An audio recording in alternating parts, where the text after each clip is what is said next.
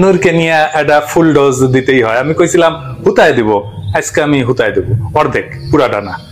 এবং এটা অবশ্যই এখন রাজনৈতিক ভাবে জরুরি হয়ে গেছে। কেন জরুরি হয়েছে সেটা পরে আরো বিস্তারিত কম। আমার এতদিনের হালকা সমালোচনা অনেকটা প্যারাসিটামলের মতো ছিল। ভাবছিলাম যে এতে নূরের পাগলামি ছেড়ে যাবে, যাই হোক লাইনে চলে আসবে, যাই হোক, ফলে এটারে জয় বাংলা করতেই হবে। তাই এখন আমার কড়া অ্যান্টিবায়োটিক ছাড়া এই পাগলামির অসুখ সারানোর কোন প্রমাণ ছাড়া কথা কই। কথা হইলো আমার শত্রু তো আর এটা বলে না যে আমি তথ্য প্রমাণ ছাড়া কথা কই, সেই সব তথ্য প্রমাণকে তারা মানে না, তাই কয় আমি গুজব ছড়াই। একই কথা নুরার দলের লোকের মুখে। আমার প্রমাণকে এরা সত্য বলে মনে করে না, তাই মিথ্যাটাই ওদের কাছে সত্য, সেটা অন্য কথা। কিন্তু আমি তথ্য প্রমাণ ছাড়া কথা কই, এটা কিন্তু আমার শত্রুও কইতে পারবে না, কয়ও না।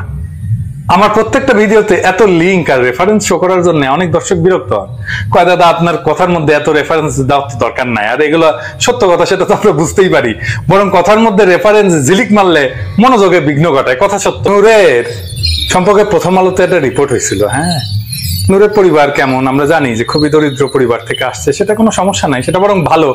আমরা মনে করছিলাম যে এই ছেলেটা একটা সাধারণ পরিবার থেকে উঠে আসছে, মানুষজনের দুঃখ কষ্ট বুঝবে, এবং আমাদের সকলের সহানুভূতি ছিল। তার মধ্যে যে সরলতা, তার মধ্যে যে মাটির কাছ থেকে উঠে আসার যে গন্ধ, সেটা ছিল জন্য আমরা সবাই তারে পছন্দ করতাম। কিন্তু এইটারে সে একটা মৌকা হিসাবে নিল এবং তার ভাগ্য পরিবর্তনের উপায় হিসাবে নিল। তার পুরা পরিবারের ভাগ্য বদলে গেল প্রথম আলোর রিপোর্ট দেখে। হ্যাঁ, তার ভাই ডিলারশিপ পাইলো, তার দোতলা বাড়ি উঠলো, তার বাপার এখন আর ছোট দোকান করে না। শুধু তাই না, তার আন্টিদের 13 কোটি টাকার বিজনেসের নেগোসিয়েশন করে শুনে। বিরোধী দল কইরা বাংলাদেশে এত টাকা রোজগার করা যায়, এইটা নূর প্রথম রানী, মানে ভারতের প্রেসক্রিপশন মতো তৈরি করা হয়েছে, সোজা হিসাব। এটা বোঝার জন্য বিজ্ঞানী হওয়ার দরকার নাই, বাংলার নিউজ গুলো দেখলেই বুঝবেন যে পরিমাণে তথ্য আছে। তাদের একটা পূর্ণ দৈর্ঘ্য বাংলা ছবি বানানো যায়। অবশ্য নুরা পাগলা নামে একটা বাংলা ছবি আছে, কিন্তু সেটার চেয়ে আমারটা কম অশ্লীল হবে না। প্রতারণা বিষয়টা অশ্লীল, ধোকাবাজি বিষয়টা ওই ন্যাংটা হইয়া ঘোরাঘুরি করার চেয়ে তো বেশি অশ্লীল, কিন্তু পরে নিয়ে দেওয়ার সুযোগ নাই, আমার মেলা কাম আছে। যাই হোক, আজকে আরো কিছু তথ্য প্রমাণ দিব। রাশেদ নিজেও জানে যে নূর মেহেদী সাফাদির সাথে বৈঠক করছে, অথচ ওই বৈঠক নিয়ে যখন খবর চাউর হয়েছিল তখন রাশেদ নিজের মুখে দাবি করছিল এই ছবিগুলো নাকি এডিট করা, এবং তেমন কোনো বৈঠক হয় নাই। এ দেখেন, আপনি নিজে কানেই শুনেন। তো রাশেদ মিয়া মিছা কথা বলতে লজ্জা করে না? হ্যাঁ, এটাও গ্লানি হয় না? নিজের কানে শোনেন, নূরের নিজের মুখে। এইবার শোনেন, মিটিং যে করছে কনফার্ম করতেছে, মিটিং হয়েছে, ছবি তোলা হয়েছে কিনা সেটাও সে বলতেছে ছবি তোলা হয়েছে। শুনে আবার দেখেন, এই যে হোয়াটসঅ্যাপে যে ছবি চালাচালি হয়েছে, এই হোয়াটসঅ্যাপে গ্যালারিতে নাম্বারটা নূরের না, নূরেরই। সে ছবিটা আছে কিন্তু গ্যালারিতে, মানে প্রথমে যাকে পাঠানো হয়েছিল সে ছবিটা, বিখ্যাত ছবি। এইবার শোনেন, ছবিটা লিখা দেওয়ার পরে নূরের অনুযোগ, বিশ্বাস ভঙ্গের অভিযোগ। কে করেছে? আপনি মালয়েশিয়া আসলে আমি এটা আপনাকে বলবো। মালয়েশিয়া এখন বলেন না, আপনি তো শুধু শুধু আমাকে না না, ছবির তাই তো ডকুমেন্টসটা হচ্ছে অনলি আপনাকে দেওয়া হয়েছে, সেটা কিভাবে এভাবে ইয়ে হলো? সুতরাং এটা আপনি বিশ্বাসের ঘাতকতা করেছেন, আপনি বিশ্বাসের মূল্যায়ন। আমি আপনাকে দেখিনি, জানি না, চিনি নাই, আপনার সাথে দেওয়া হয়েছে, বিশ্বাসের মর্যাদা তো রাখতে হবে ভাই। আপনি রিয়েলি বলেন তো ভাই, আসলে আপনি ডকুমেন্টসটা কাকে পাঠাইছিলেন? আমি ভাই কাউকে পাঠাই নাই। আরো তথ্য দরকার, হ্যাঁ, আরো প্রমাণ দরকার। এই প্রমাণেও আমি জানি এই প্রমাণেও কনভিন্স হবে না নূরের দলের লোকজন। হাসিনার লোকেরা কি কনভিন্স হয় যে তার হাসিনা ভোট চুরি করে? কনভিন্স হয় না। হাসিনার লোকেরা কি কনভিন্স হয় যে হাসিনা ফ্যাসিস্ট? হয় না। মোদির লোকেরা কি কনভিন্স হয় যে মোদি একটা ফ্যাসিস্ট? হয় না। তো আমি যদি আরো তথ্য প্রকাশ করা শুরু করি তো একটা সিনেমাই বানাইতে হবে।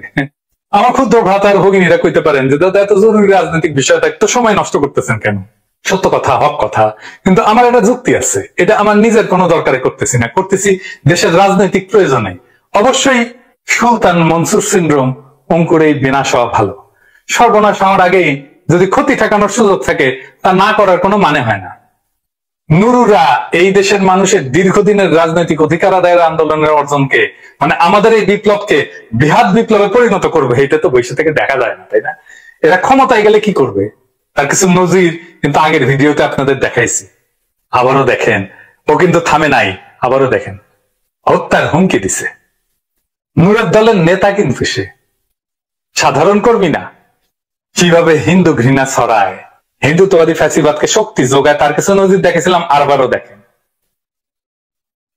কাজেই নুরুর রাজনৈতিক প্রকল্পের নামে ধান্দার দোকানের সবকটা সাদার উদাম করে দেখায় দেওয়া আমার রাজনৈতিক দায়িত্ব। বাংলাদেশের জনগণ ভুল মানুষ এবং আদর্শকে বিশ্বাস কইরা পদে পদে ঠইকে আসছে বহুদিন থেকে। দার্শনিক উম্বার্তো একো একবার বলছিলেন, কোনো কিছু বিশ্বাস না করার চেয়ে ভুল বা মিথ্যা জিনিস বিশ্বাস করা ভয়ানক। আর ফ্যাসিবাদ মিথ্যার উপরে বিশ্বাস উৎপাদন করার একটা অবিরাম প্রক্রিয়া, এটা মাথায় রেখেন। কিছু মিথ্যাকে সত্য বলে বিশ্বাস করার ফলে হাসিনার দানবীয় ফ্যাসিবাদ আজ আমাদের উপরে চাইপা বসতে পারছে। আর এই সবের সিমটমই নুরুর মধ্যে আছে। তার এটা ফাও কাল্ট ফিগার বানানোর আয়োজন করা হয়েছে। কথায় কথায় বিভিন্ন নামে জিকির তুলে তাকে কেন্দ্র করে একটা দোকানদারি শুরু হয়েছে। ফলে এইটা ক্ষমতায় যাইতে না যাইতে খেল দেখাইতেছে, এর বিনাশ না করলে বিপদ আছে। ফ্যাসিবাদ টিকায় রাখার একটা চাইনিজ কৌশল নিল নিজেদের প্রযোজিত আর একটা ফ্যাসিবাদ বা স্বৈরতন্ত্র বিরোধী আন্দোলন তৈরি করা। চায়নাতে কিন্তু প্রচুর সরকার বিরোধী আন্দোলন হয় এবং সবগুলা চাইনিজ কমিউনিস্ট পার্টির মদদে হয়। বাংলাদেশে এই জিনিসটা আওয়ামী লীগ আমদানি করছে। ফলে কাঁঠাল রানীর রুহানি পুত্র নুরু কতটা আওয়ামী বিরোধী রাজনীতি করবে বা ফ্যাসিবাদ হাসিনার এই আন্দোলনকে ভেতর থেকে কতটা ক্ষতিগ্রস্ত করবে আশা করি বুঝতেই পারতেছেন।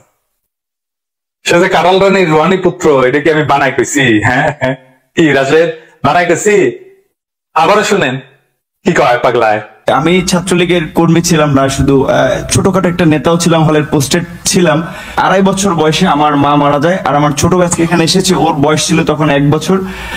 আমার মায়ের এটা আমি যতটুকু মনে করতে পারি। আর আজকে আমি মাননীয় প্রধানমন্ত্রী এতদিন টিভিতে আমি ওভাবে দেখতে পারিনি, কিন্তু আজকে দেখে আসলে আমার মনে হয়েছে যে তার মধ্যে আমার মায়ের চেহারাটা আমি কিছুটা দেখতে পেয়েছি। ফলে নূরের বিরুদ্ধে আমাদের এই অবস্থান কোনো ব্যক্তিগত বিষয় না। আমরা তো প্রত্যেক দিনই গালাগালি করে যে 250 টাকার অনেক কামড়াই লাগানো আছে আওয়ামী লীগ বিজেএফআই, তো ওদের ভাতা টাতার একটু বাড়ানো দরকার। দেশে তো বিপুল মুদ্রাস্ফীতি হয়েছে, 250 টাকা খুব অমানবিক হইয়া যায়। যাই হোক, এটা নিয়ে উতলা হওয়ার কিছু নাই। কিন্তু আন্দোলন এবং ফ্যাসিবাদ বিরোধী লড়াইয়ের ভেতরে থাকা শত্রুদের বিরুদ্ধে লড়াই জারি রাখা আন্দোলন সফল করার নীতিরই একটা অংশ। ফলে দুইটা কারণে এই নোরাদের ফাইট এখনই করতে হবে। এক, এরা সুলতান মনসুর সিন্ড্রোমে আক্রান্ত, মানে ভণ্ডামিতে নিমজ্জিত। পুরাই মিথ্যা আশা তৈরি করে জনগণের সাথে তামাশা করে এবং রাজনীতির মঞ্চে নাটক করে, যেমন খুশি তেমন সাজা প্রতিযোগিতার মতো একটা বিষয় মনে করে। নীতি আদর্শ না, গলাবাজি নেতা বা রাজনীতি তৈরি করে, এমন একটা ধারণা তৈরি হয়। এরা যখন খুশি ফ্যাসিবাদের পুত্র, যখন খুশি ফ্যাসিবাদের জম। ফলে তাদের ভণ্ডামির সিলসিলা থামানোর জন্য এদেরকে প্রতিহত করতে হবে। 2 নাম্বার, আন্দোলনকে সফল করার পরে যাতে এই ধরনের ভণ্ড এবং টাউটেরা দেশকে শাসনের সুযোগ না পায়, কোনোভাবে ক্ষমতার অংশ না হয়, জনগণের আবেগকে পুঁজি কইরা যাতে সম্পদ অর্জনের সুযোগ না পায় এবং ভেতর থেকে আন্দোলনের ক্ষতি করতে না পারে, তাই এদেরকে আউট করতে হবে। নূরকে কিভাবে নেতা বানানো হয়েছিল মনে আছে? যে ডাকসু নির্বাচনের জন্য বছরের পর বছর ধরে আন্দোলন চলছিল, কিন্তু সরকার সেই দিকে কোনো মনোযোগ দেয় নাই। সেখানে হঠাৎ করিয়া ডাকসুর নির্বাচন দেওয়া হইল।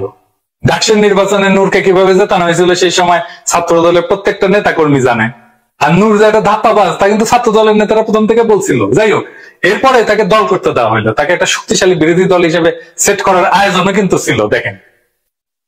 এবং সে 300 আসনে ফাইট দিবে কইছিল। তারপরে যখন দেখছে এত তাড়াতাড়ি সুলতান মনসুর হওয়া ঠিক হবে না, চুলে আর একটু পাক ধরা দরকার, আরো বিপ্লবী ইমেজ তৈরি করা দরকার, তখন দামি নির্বাচনে নূর যায় নাই। কিন্তু সে যে যাবে সেই কথা অনেককেই বলছে। সে যে যাইতে চায়, প্রচুর টাকা লাগে, এত টাকা কই পাবো, সরকার আমারে টাকা দিবে বলছে। এই কথা বলছে এবি পার্টির মুজিবুর রহমান মঞ্জুকে, এই কথা বলছে আসিফ নজরুলকে। ওনারাই বলুক বলছে কিনা, তার কাছে গেছে কিনা যে আমি নির্বাচনে যাইতে চাই। মুজিবুর রহমান মঞ্জু বলছে যে আসিফ নজরুলের কাছে যান, উনি সিনিয়র মানুষ, ওনার কাছে শুনেন। আসিফ নজরুল নিষেধ করছে, তাই যায় নাই। এটার এখন বিরাট ক্রেডিট হিসাবে প্রচার করতেছে। যাই হোক, নূরকে কাঁঠাল রানী মানে ভারতের প্রেসক্রিপশন মতো তৈরি করা হয়েছে, সোজা হিসাব। এটা বোঝার জন্য বিজ্ঞানী হওয়ার দরকার নাই। সেই সময় ভারত দরদি বিবিসি বাংলার নিউজ গুলো দেখলেই বুঝবেন, তাদের শিরোনামগুলো খেয়াল করলেই বুঝবেন। আপনি দেখেন কেমনে তারা বিবিসি নেতা বানাইছে। বিবিসি কার পারপাস সার্ভ করে? বিবিসিতে কে ছিল ওই সময়? পুরো খবর পড়তে চাইলে পড়তে পারেন, তবে একটা লাইনে বিষয়টা পরিষ্কার। বিবিসি কি লিখতেছে? বাংলাদেশের সরকার বিরোধী রাজনৈতিক দলের নেতা কর্মীরা যখন রাজনীতির মাঠে গড় হাজির, তখন নূর হক নূর ক্রমাগত হামলার শিকার হয়েও জায়গা ছেড়ে দেননি। কি প্রশংসা! মানে হচ্ছে ক্যাম্পাসে যাতে ছাত্রদল কোনোভাবে জায়গা করে নিতে না পারে, তাই নিজেদের পালিত বিরোধী শক্তি হিসেবে নূরকে নিয়মিত মাইনের উপরে রেখা ক্যাম্পাসে নিজেদের রাজত্ব ধরে রাখা এবং বিরোধী ম্যান্ডেট নূরের দিকে ধাবিত করা ছিল কৌশল। সেটা সফল হয়েছিল। এটাই ছিল নূরের উত্থানের পিছনের মূল রাজনীতি, এটাই ছিল নূরের উত্থানের পিছনের মূল কৌশল। বিরোধী সমস্ত সমর্থন নূরের